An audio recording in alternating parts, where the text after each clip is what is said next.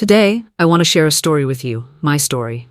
My name is Sarah Mitchell, and not long ago, I hit rock bottom. I had been unemployed for 7 months, no job, no family support, no hope. I was completely drained, financially, emotionally, spiritually. One Sunday, with nothing left but faith, I gave my last $10 to the church offering plate and whispered a prayer. And then, something miraculous happened. Within 48 hours, I got a call offering me the highest paying job I've ever seen in my life, from a company I never even applied to. Sunday morning. Cold. Overcast. The kind of morning where the sky looks like it's holding its breath. I hadn't slept the night before. My stomach growled from hunger, but I'd gotten used to that. What I hadn't gotten used to was the silence. No phone calls, no texts, no job offers. Just silence, like the world had forgotten I existed. My fridge held a bottle of mustard and a shriveled apple. My rent was already overdue, and my landlord had left another sticky note on my door that morning. Final notice. I knew what came next. An eviction. Homelessness. Still, I got dressed. Not because I had anywhere to go, but because it was Sunday, and for reasons I still can't explain, I needed to be in church. Maybe it was habit. Maybe it was the only place where I didn't feel completely invisible. Or maybe it was because I had nowhere else left to turn. I walked the 7 blocks to the little church on the corner, my coat thin against the wind, my hands shoved deep in the pockets, not to keep warm, but to hold tight to the last thing I had in this world, a $10 bill. $10. That was it. All I had. I'd been saving it for something essential. Gas, food, toilet paper. I didn't know. I just knew I couldn't spend it unless it was absolutely necessary. And yet, as I walked into the sanctuary and sat in the back row, the weight of that crumpled bill felt heavier than ever. Worship began. People lifted their hands, closed their eyes, sang like they weren't worried about the next meal. I watched them and wondered how that kind of peace was even possible. Then came the moment I dreaded. The offering. The ushers moved down the aisles with woven baskets, and my heart began pounding. I wasn't planning to give. I couldn't give. I had nothing else. But somewhere, deep inside me, a voice whispered, not loud but clear, "Trust me." I shook my head. God, no, I thought. Not this time. This isn't about generosity. This is survival. The basket came closer. The music swelled. People dropped in cash, checks, envelopes. My palms began to sweat. That voice came again, gentle, firm. "Give it to me. All of it." I froze. My fingers touched the bill in my pocket. My throat tightened. Tears welled in my eyes. "This is all I have left," I whispered silently. "If I give this, I have nothing." "Exactly," the voice answered. "That's when I do my best work." With trembling hands, I pulled out the $10 bill. My vision blurred. My heart raced like I was about to jump off a cliff. As the basket reached my row, I closed my eyes and let it go. It fell with the softest whisper onto the pile. It was gone. Instantly, regret punched me in the gut. I sat back, dizzy with fear. What had I just done? That was my last dollar. I had no savings, no family to fall back on, no second chances, just this strange, reckless act of obedience. There were no angels singing, no lightning bolts, just my own racing heart and the quiet question echoing in my mind, what now? When church ended, I didn't stay to talk. I didn't want anyone to see the panic in my eyes. I walked home, head down, hands empty. The streets felt colder, the buildings taller, the world louder. I was alone, again. But somehow in the very bottom of that emptiness, there was a flicker, not joy, not relief, just stillness. A strange kind of peace that made no sense. I had nothing left, nothing except hope. And somehow hope, raw, trembling, irrational hope, was still alive. I got home, sat on the edge of my bed, and stared at the wall for a long time. "God," I whispered, "I don't know what I just did, but I need you. Please, show up." That night, I went to sleep hungry. No miracle had arrived. No money had fallen from the sky. But something was coming. Something I couldn't see yet. Something that would make that $10 sacrifice look like the most powerful decision I had ever made in my life. The next morning, I woke up with the same hunger in my stomach and a dull ache in my chest. It took me a moment to remember. I gave it. The $10. My last 10. My safety net. Gone. I lay in bed staring at the ceiling, waiting for something. Anything. A feeling. A sign. A miracle. I'd heard so many stories, people giving their last dollar, and minutes later a check shows up in the mailbox, groceries on the doorstep, a phone call that changes everything. But for me, nothing. No knock at the door, no messages on my phone, just silence. It felt like the world was mocking me. I'd trusted, I'd obeyed, I'd acted in raw, trembling faith, and now I was still broke, still jobless, still alone. The silence wasn't peaceful. It was loud, deafening, the kind that crawls under your skin and makes your heart question itself. I kept checking my phone like something might suddenly appear, refreshing my email, checking the mail slot every hour like it might have swallowed a miracle and just forgot to let me know. I drank a glass of water to quiet my stomach, but it did nothing. The hunger was deeper than physical. It was spiritual, emotional. My sacrifice had felt holy in the moment, but now it just felt foolish. Did I really hear God? Or did I just make a desperate, irrational move because I didn't know what else to do? By late afternoon, despair had crept into every corner of the apartment. I pulled the blinds closed and wrapped myself in a blanket that still smelled like a better season of life. I thought about texting a friend, but what would I even say? Hey, I gave my last $10 to God. Any chance he told you to drop off groceries? No, I stayed silent, just like the heavens. Evening came, slow and cruel. I lit a candle, not for romance or peace, but because I didn't want to waste electricity I couldn't pay for.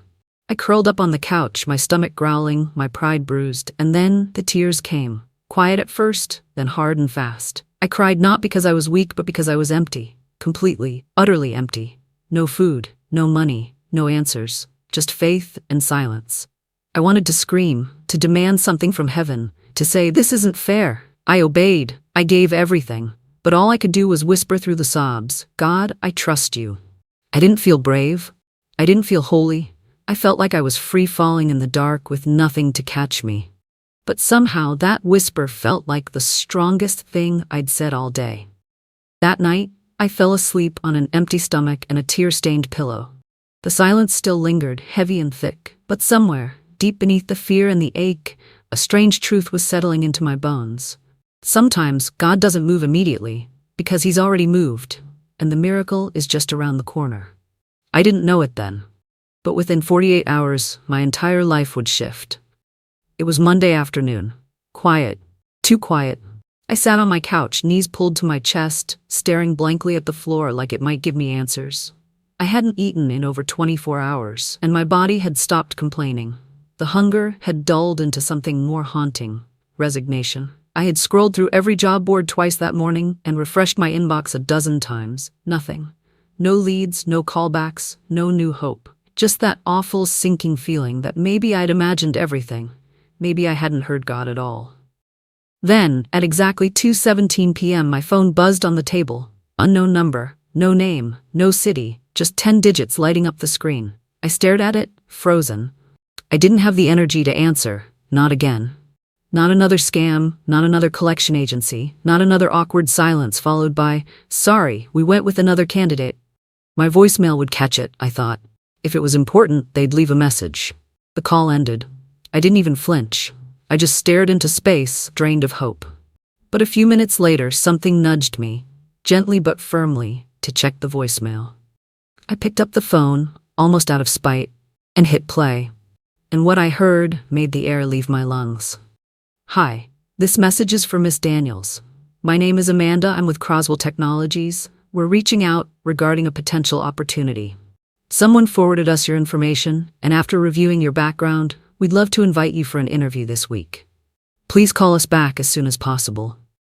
I froze. Croswell Technologies? That's a Fortune 500 company. The kind of place you only dream about working for. The kind of job that people with Ivy League degrees and 10-year resumes compete for. The kind of place I'd never even dared apply to. Because I didn't think I was good enough. I'd never submitted a single application there. Not even once. I replayed the voicemail. Over and over. I checked the number online. Legit. My hands were trembling. My heart pounded so loud I thought I might pass out. I wanted to believe it was real. But how? Who sent them my information? I hadn't worked in over 6 months. My LinkedIn was outdated. I didn't have any high-up connections. My phone had been dead silent for days. And now, out of the blue, this? It didn't make sense, but something about it felt bigger than coincidence. I stood up slowly, like I was afraid I might wake from a dream.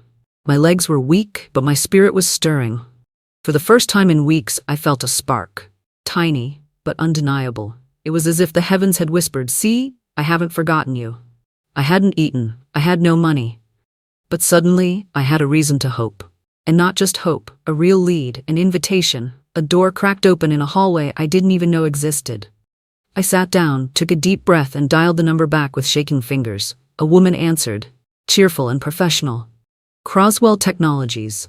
This is Amanda. How can I help you?"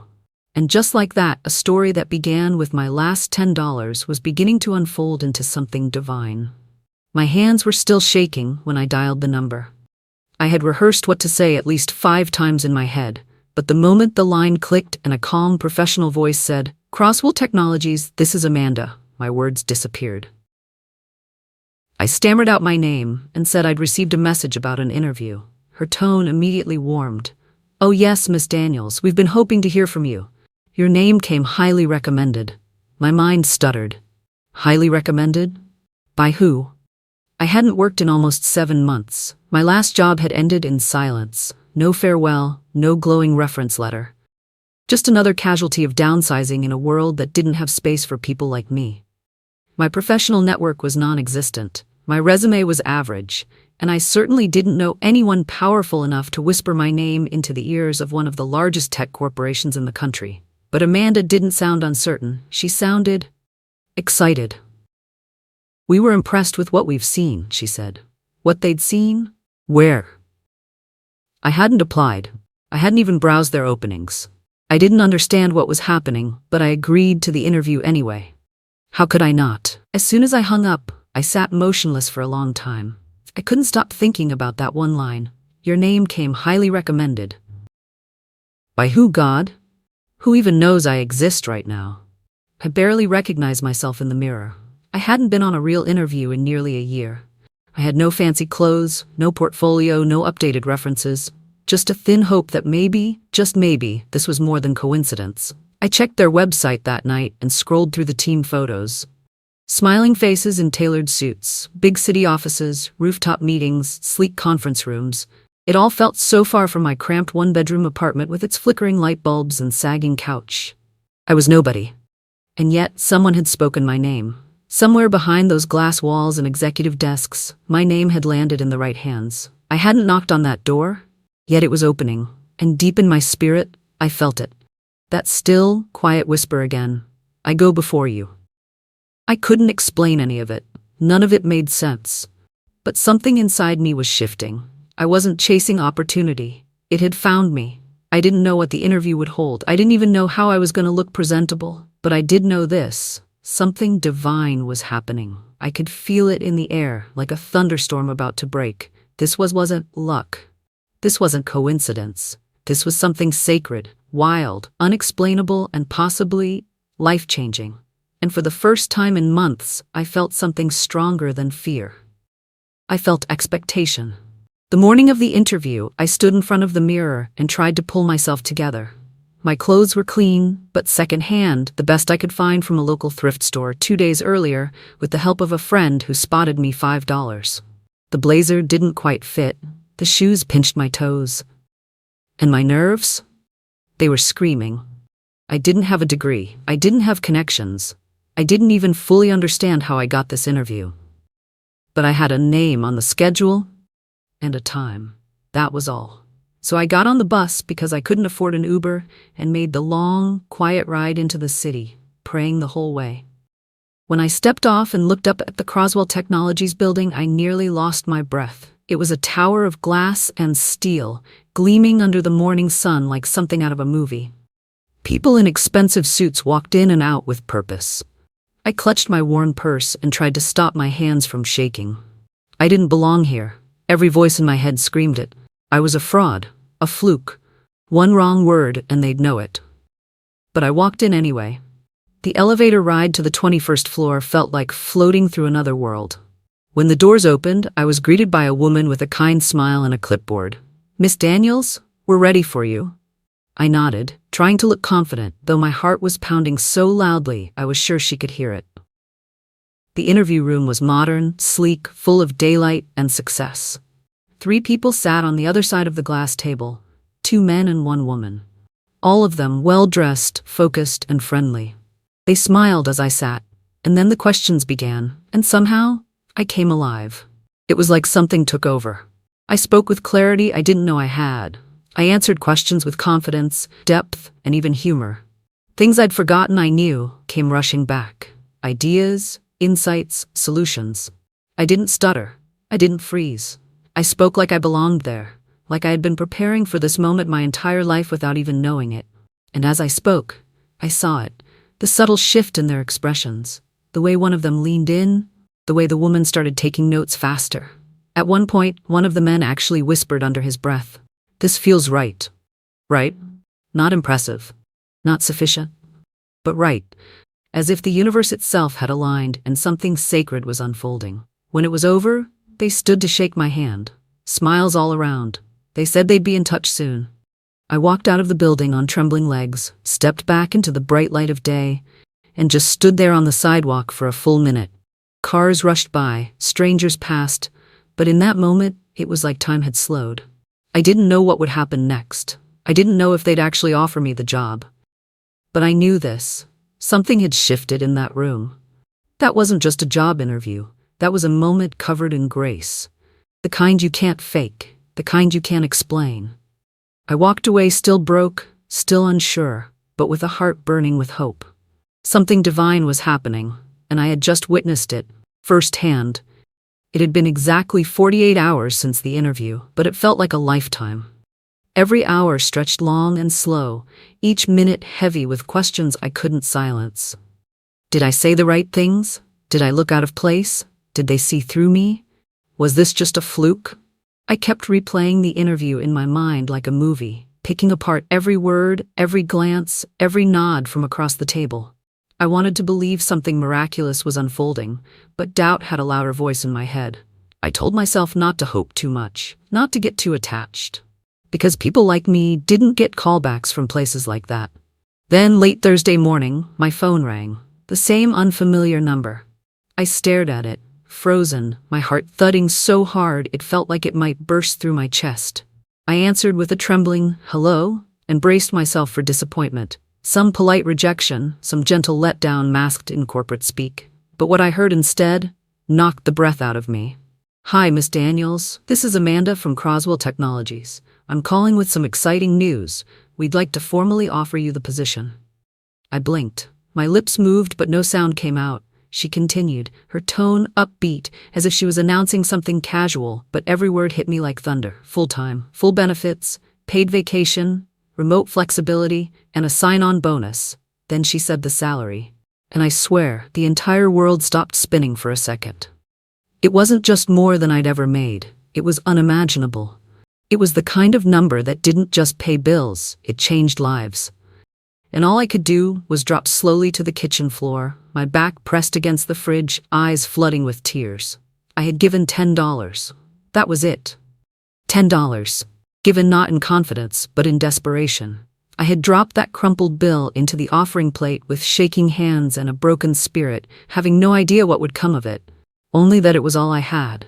And now, somehow, impossibly, that tiny act of faith had cracked open the gates of heaven. I didn't say much on the phone. Just thank you, over and over again, my voice barely steady. Amanda must have thought I was holding back tears of joy, and she would have been right. But it wasn't just joy. It was awe, chavirance, a holy kind of fear. Because in that moment, I knew this wasn't luck. This wasn't coincidence. This was God. Moving, speaking, providing in a way I never could have orchestrated on my own. After I hung up, I sat on that kitchen floor for a long time, sobbing. Ugly, grateful, soul-deep sobs, my stomach still empty, but my spirit completely full. The kind of fullness that makes you forget pain, forget pride, forget time. I whispered aloud through tears, "God, you really saw me." I had given $10, and He had given me back a whole new life. Even after the offer was signed and the emails started pouring in with onboarding details, I couldn't shake one question. Who gave them my name? I hadn't applied. I hadn't sent a resume. No recruiter, no contact inside the company. And yet, somehow, they found me. The curiosity turned into restlessness. So during a routine call with HR, I finally asked, as casually as I could, "By the way, do you know how my file ended up on your desk?" There was a pause, one that stretched just a second too long. Then the woman said, "Honestly, we're not sure. There's no referral listed. Your application showed up flagged as priority. That usually means someone high up forwarded it, but there's no name attached. It just appeared in the system." My skin tingled. Appeared. No name, no trace, just there, as if heaven itself had uploaded it into their database. I thanked her and hung up, heart pounding. And that's when I knew, with bone-deep certainty, this wasn't man-made. This wasn't networking. This wasn't luck. This was God.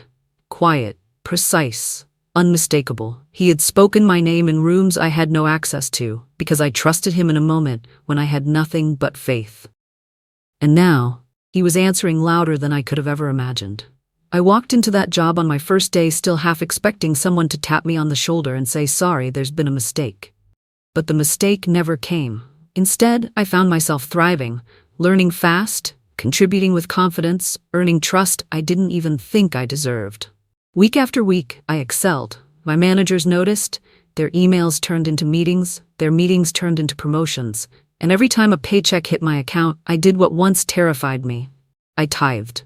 Not because I was afraid of losing it, not because I owed something, but because I remembered what it felt like to give $10 when 10 was all I had, and watch heaven break wide open. Now I gave out of gratitude, out of reverence, out of love, because I had learned something most people spend their whole lives chasing. When you trust God with everything, He doesn't just restore what you lost, He multiplies it in ways your logic will never understand. This wasn't luck, this was provision, personal, precise, and powerful. It's been months now since that phone call changed everything, but in many ways it feels like a lifetime ago. The girl who sat on her kitchen floor weeping over a miracle she never saw coming. That version of me, broke, scared, hungry, uncertain, she still lives in my memory. I visit her often, not with shame, but with reverence, because it was her obedience, her trembling yes, that cracked the door open to a life I never dared dream. Today, I sit in boardrooms, I lead projects, I train teams, but none of that defines me. What defines me is what I do after hours. I mentor women in crisis now, women who are where I used to be, flat broke, emotionally drained, questioning their worth, their future, even their faith.